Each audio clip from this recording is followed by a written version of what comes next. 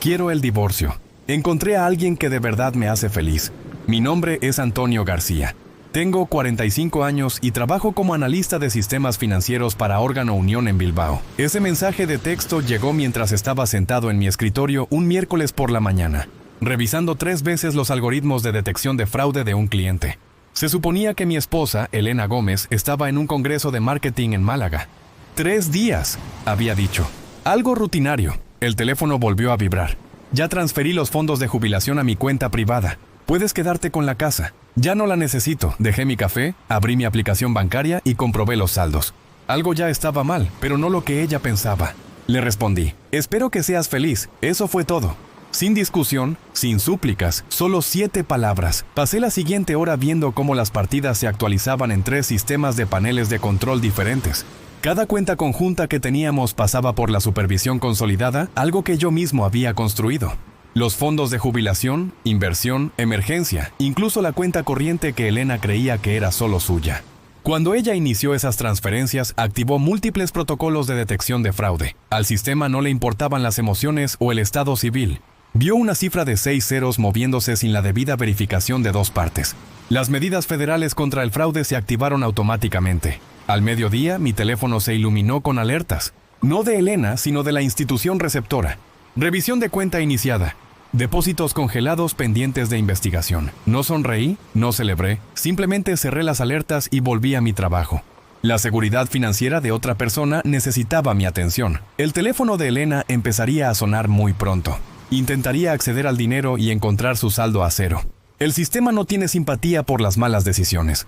Había aprendido esa lección viendo cuentas congelarse durante investigaciones de actividad sospechosa. Al dinero no le importa el amor, la traición o el momento. Sigue reglas. Y Elena acababa de romperlas todas. Habíamos estado casados durante 22 años. Éramos novios de la escuela secundaria en León. Yo era el chico de los números incluso entonces, calculando tasas de rendimiento para el equipo de béisbol, rastreando cada céntimo de la recaudación de fondos de nuestra clase. Elena era la mariposa social. Todo lo que una profesional de marketing debería ser. Encantadora, persuasiva, siempre haciendo contactos. Eres demasiado cuidadoso con el dinero, me decía después de que yo revisaba 3 veces nuestras declaraciones de impuestos.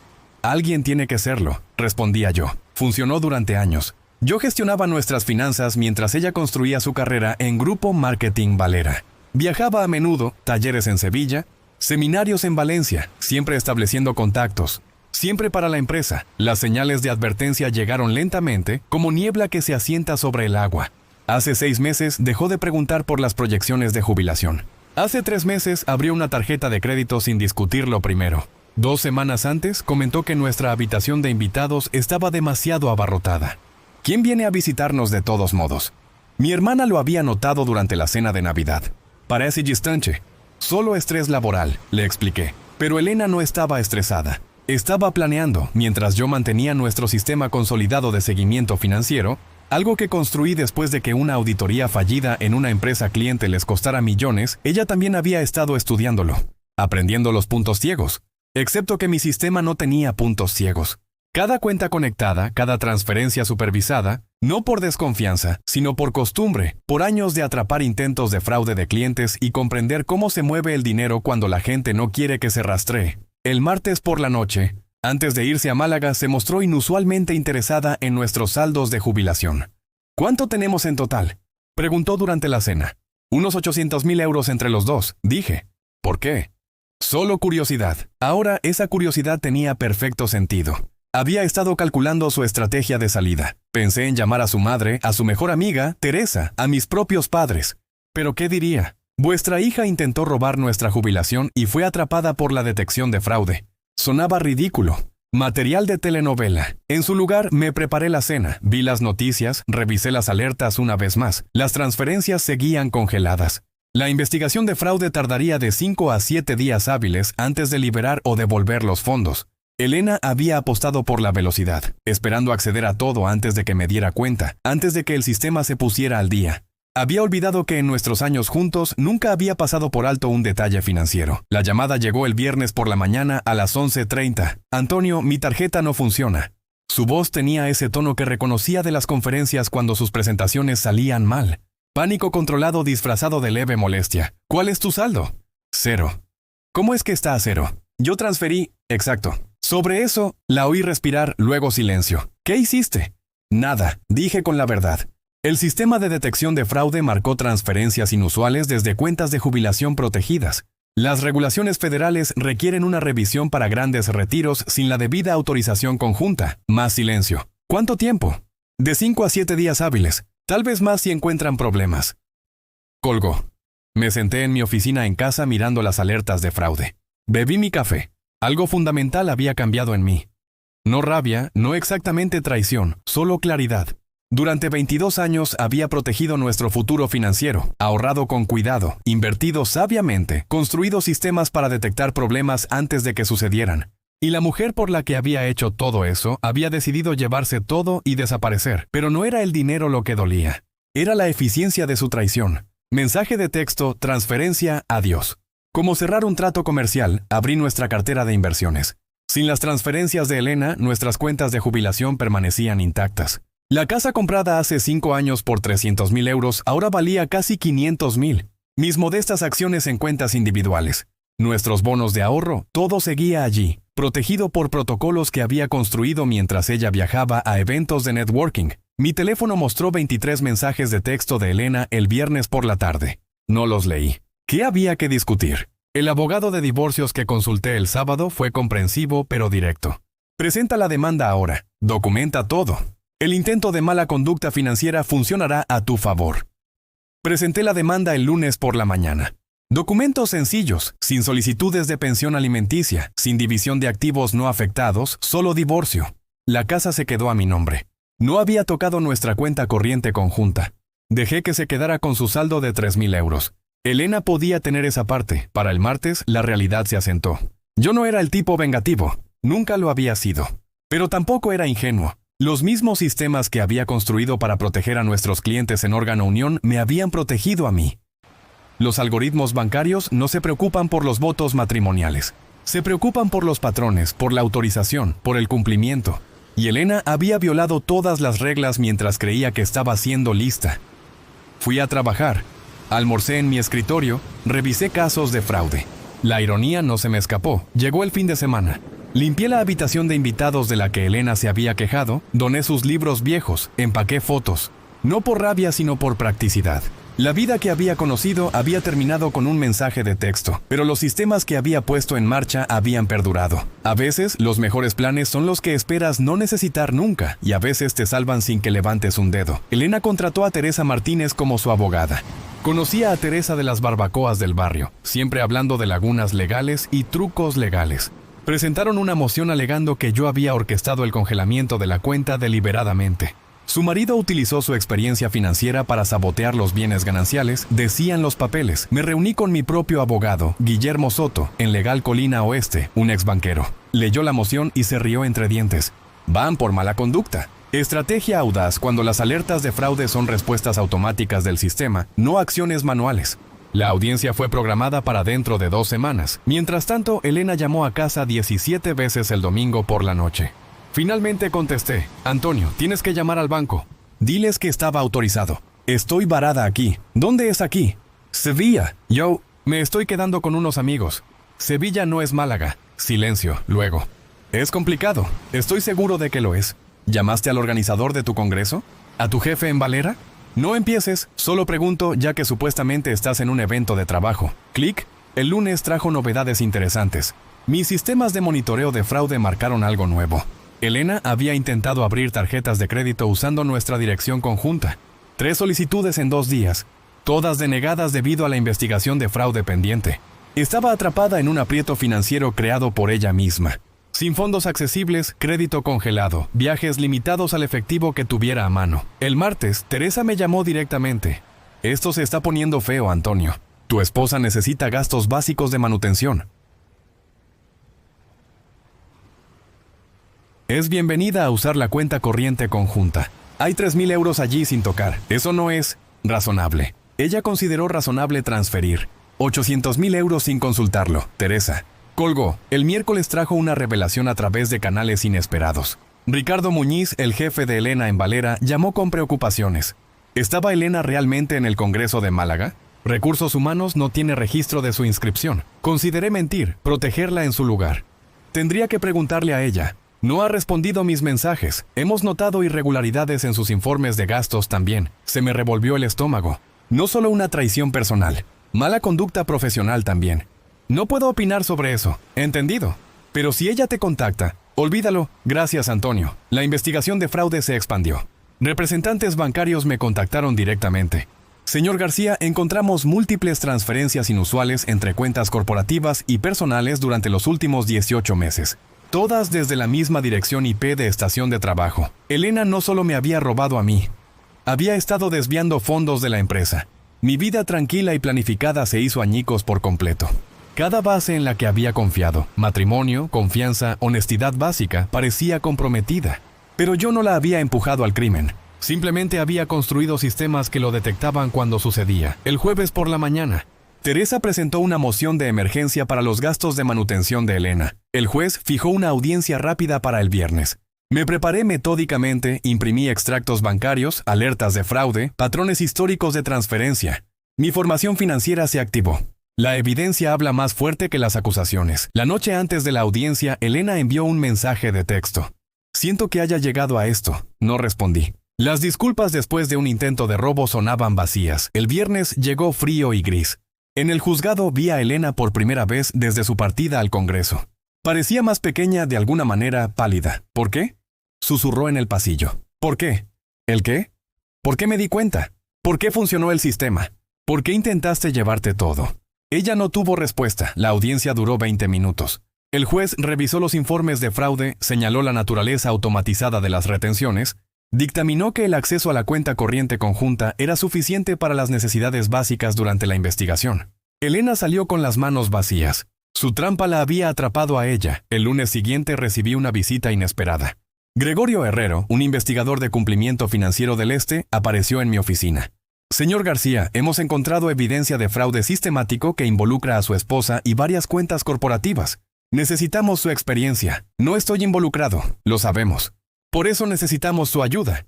Su sistema personal de detección de fraude marcó patrones que nosotros pasamos por alto. Tomando un café en nuestra sala de conferencias, Gregorio reveló el alcance. Elena no había actuado sola.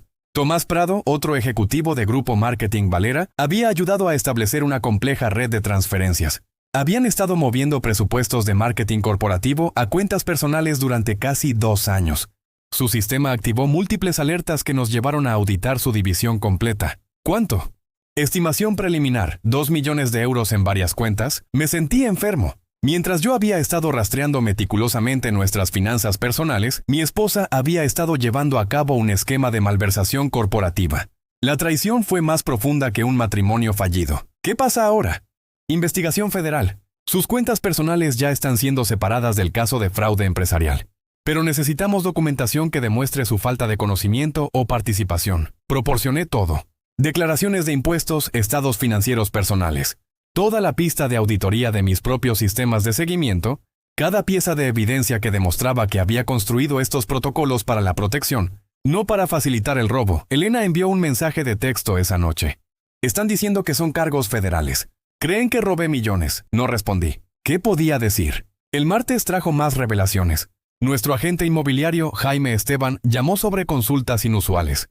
Alguien ha estado preguntando por poner su casa a la venta. Comprador en efectivo preaprobado. Precio de 300.000 euros. Dijo que los representaba a usted y a su esposa, 100.000 euros. El precio de compra original hace 5 años. Tomás Prado hizo esas consultas. ¿Cómo sabe ese nombre? Las piezas encajaron. Elena y Tomás no solo habían robado dinero. Habían estado planeando comprar nuestra casa a su valor antiguo a través de un comprador confabulado. Venderla por el precio actual de 500.000 euros.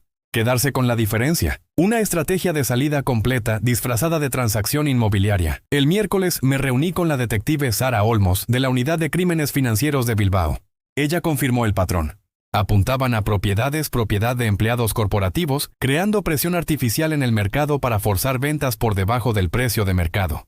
Su sistema detectó anomalías de transferencia que descubrieron todo el esquema. ¿Cuántas víctimas? 12 familias hasta ahora. Su caso es el rastro de evidencia más limpio que tenemos. Pensé en esas 12 familias. Personas como yo que confiaban, que planeaban cuidadosamente. que seguían las reglas mientras otros encontraban formas de sortearlas. El jueves, el intento de Elena de acceder a los fondos congelados a través de una orden judicial de emergencia fracasó. Su abogada solicitó una conferencia. Su cliente necesita prepararse para una acusación federal, explicó Guillermo Soto. La investigación de fraude se ha expandido más allá de los bienes gananciales. Teresa parecía conmocionada. Fraude electrónico federal, conspiración, posibles cargos ricos y establecen una empresa en curso. Elena se enfrentaría a una pena de prisión significativa, no solo por robarme, sino por el robo sistemático a su empleador y el fraude inmobiliario coordinado. Esa noche, reenvié toda mi documentación financiera a la Fiscalía de EE. Cada alerta de fraude, cada registro de monitoreo, cada pieza de evidencia que mis sistemas habían recopilado. No había construido esos sistemas para la venganza, pero habían descubierto un crimen mucho mayor que la traición personal. La justicia no viene de la ira, viene de los hechos, de los patrones, de los sistemas diseñados para revelar la verdad. Y a veces la verdad arruina más que solo matrimonios. Testifiqué ante el gran jurado el jueves por la mañana. Limpio, fáctico, sin emoción en mi voz, mientras explicaba cómo funcionaban mis sistemas de monitoreo financiero. Las alertas automáticas se activaron a las 3:00 am, cuando las transferencias excedieron los umbrales preestablecidos. No se requirió intervención humana. El fiscal apreció la precisión técnica. ¿Alguna vez accedió a las cuentas de su esposa sin permiso? No, el sistema monitoreaba solo las cuentas conjuntas. Lo construí para detectar patrones inusuales en nuestras finanzas compartidas. 2 horas de testimonio. Detalles sobre cada alerta, cada protocolo de seguridad. Cómo el sistema diferenciaba lo normal de la actividad sospechosa. La posible sentencia de Elena se volvió más clara. La oficina del fiscal de EEU describió los cargos, múltiples cargos de fraude electrónico, conspiración y malversación. Mínimo de 20 años si era condenada. Después del testimonio conduje directamente a mi oficina en Órgano Unión. Mi jefa de equipo, Marina Fuentes, había estado atendiendo llamadas toda la semana. Los investigadores federales dijeron que necesitan nuestra auditoría completa de sistemas, todo a lo que Elena tuvo acceso. Pasamos el viernes convirtiendo 3 años de datos financieros, cada inicio de sesión, cada transacción, cada punto de acceso que Elena había utilizado para crear su esquema. Ninguno de nosotros vio esto venir, dijo Marina en voz baja. Nadie lo vio. Por eso existen estos sistemas. El fin de semana trajo una paz inesperada. Los investigadores federales confiscaron los teléfonos, portátiles y discos duros externos de Elena y Tomás. La evidencia aumentaba cada hora, domingo por la tarde. Teresa llamó. Antonio, Elena quiere ofrecer información sobre crímenes financieros más grandes. Está dispuesta a dar nombres si se reducen los cargos. Eso es entre ella y los fiscales. Podrían preguntar sobre la reconciliación matrimonial como material de testigo de carácter, pensé cuidadosamente. Diles que nuestro matrimonio terminó cuando intentó robar nuestra jubilación. El resto son solo números. El lunes recibí una notificación formal. La investigación estaba completa con respecto a los bienes gananciales. Todos los fondos de jubilación serían devueltos a sus cuentas originales. La cuenta corriente conjunta se dividiría en partes iguales, 3.000 euros, la mitad de lo que Elena pensó que necesitaba para gastos básicos. El martes trajo la finalidad. Se emitieron acusaciones federales. Elena, Tomás y otros 5 empleados de Valera acusados de llevar a cabo un esquema organizado de fraude financiero en toda Vizcaya. La audiencia de fianza reveló más. Según las pautas federales, el riesgo de fuga significaba que no había fianza. Elena permanecería encarcelada en espera de juicio. Su mensaje de texto desde la cárcel el martes por la noche. Nunca quise que llegara tan lejos. Finalmente respondí. Nunca quisiste que te atraparan. El miércoles, el fiscal de EEU ofreció acuerdos de culpabilidad, sentencias reducidas a cambio de cooperación total. La elección de Elena ahora, 20 años o testificar contra Tomás y su red. Limpié su oficina en nuestra casa esa noche. Cajas de material de marketing, archivos, copias impresas de computadora. En el cajón inferior encontré un cuaderno con precios inmobiliarios, tasaciones de propiedades, una lista de 12 direcciones, objetivos, nuestra casa entre ellos. Había planeado metódicamente, como yo lo habría hecho, pero para el robo en lugar de la seguridad. El jueves por la tarde, el proceso de divorcio se reanudó. Su encarcelamiento complicó todo. Su esposa está dispuesta a ceder todos los bienes matrimoniales, explicó su nuevo defensor público, a cambio de su testimonio sobre su carácter. Ya he testificado sobre lo que sé, los sistemas financieros, las alertas de fraude. Está pidiendo testimonio personal sobre su matrimonio. Consideré esto. 22 años, la persona que creía conocer, los esquemas que nunca sospeché. Testificaré sobre lo que observé, nada más. Guillermo presentó los documentos confirmando los términos. La casa se quedó a mi nombre. Cuentas de jubilación restauradas. La modesta pensión alimenticia rechazada. La sentencia federal la haría irrelevante. El viernes recibí una carta escrita a mano desde la cárcel. Me perdí en el dinero. Empecé a ver lo fácil que era. Tomás dijo que los sistemas podían ser evadidos. Le creí a él en lugar de a ti. Lo siento, puse la carta en mi archivador. Evidencia de admisión, no de perdón. Los sistemas que había construido siguieron funcionando. Automatizados, imparciales, atrapando crímenes mientras los matrimonios se desmoronaban. El juicio federal duró 17 días. Testifiqué 2 veces. Primero sobre los sistemas financieros, segundo sobre mi matrimonio. ¿Alguna vez sospechó de las actividades profesionales de su esposa? No, confiaba en ella. ¿Cuándo terminó esa confianza? Cuando mi sistema de detección de fraude la atrapó intentando transferir nuestros fondos de jubilación sin autorización. El jurado escuchó atentamente. Elena se sentaba más pequeña cada día, más pálida. La ropa de diseñador reemplazada por el uniforme de la cárcel. El día 12, Tomás Prado se derrumbó. Acuerdo de culpabilidad aceptado. Cooperación total a cambio de 7 años en lugar de 25. Detalló todo. Embelezamiento del presupuesto de marketing, esquemas de manipulación de propiedades. Una red de ejecutivos en 3 comunidades autónomas. El papel de coordinadora de Elena. Ella llevaba las cuentas, rastreaba todo, se aseguraba de que nada pareciera inusual en los estados de cuenta de la empresa. Irónico.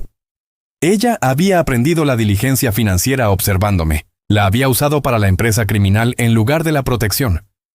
La fiscalía reprodujo llamadas grabadas. La voz de Elena clara.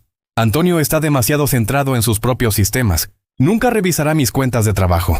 Mi esposa de 22 años apostando por mi respeto a los límites para permitir sus crímenes. El día 17 llegó el veredicto. Culpable. 12 cargos de fraude electrónico. 8 cargos de conspiración. 2 cargos de malversación. La sentencia se fijó para 6 semanas después. Salí del juzgado directamente a mi coche. Sin conferencias de prensa, sin declaraciones. Simplemente conduje a casa. El sistema financiero había hecho su trabajo. Atrapó el fraude, proporcionó evidencia, permitió la justicia, no la venganza, solo las consecuencias, meses después de la sentencia. Elena recibió 18 años, Tomás 9, vendí la casa, 500,000 euros después de las tarifas, más que suficiente para empezar de nuevo en otro lugar. Mantuve el trabajo en Órgano Unión en Bilbao, mejoré mis sistemas de detección de fraude, agregué características diseñadas específicamente para detectar esquemas de malversación corporativa. Estas actualizaciones podrían ahorrar millones a otras empresas. Informó Marina, ese es el objetivo. El divorcio finalizó discretamente, sin problemas contenciosos. La declaración de culpabilidad de Elena eliminó la disputa. Firmé los documentos mientras ella comenzaba su sentencia de prisión. Guillermo llamó con una actualización. Restitución total ordenada. Tus fondos de jubilación están permanentemente protegidos. Compré una casa más pequeña en Cádiz, de una sola planta, sencilla, sin habitaciones de invitados que abarrotar. Sin recordatorios de 22 años perdidos, empecé a dar clases a tiempo parcial en la Universidad del Sur, clase de detección de fraude financiero 2 veces por semana. Casos reales, lecciones reales. Confía pero verifica, les dije a los estudiantes. Los sistemas protegen cuando las personas no pueden. Ocasionalmente recibí cartas de la cárcel. El remordimiento de Elena se profundizaba con el aislamiento. No respondí, no la visité, no perdoné, no cruelmente, simplemente limpiamente. Los sistemas operaron sin emoción, los algoritmos detectando patrones, las matemáticas revelando la verdad. Aprendí a vivir de la misma manera. Años después, el ritual del café matutino establecido. Desayuno sencillo, chequeos de mercado automatizados. Conduzco al trabajo sin destinos que evitar. A veces pasaba por delante de Grupo Marketing Valera mientras hacía recados. Nuevo edificio, borrón y cuenta nueva. 12 familias recibieron restitución. Aprendí a confiar con cuidado. La vida continuó, ordenada, sistemática, protegida. La lección siguió adelante. La traición ocurre. El robo ocurre. Los sistemas perduran. Y a veces la justicia llega a través de ecuaciones en lugar de emociones. He hecho las paces con esa matemática.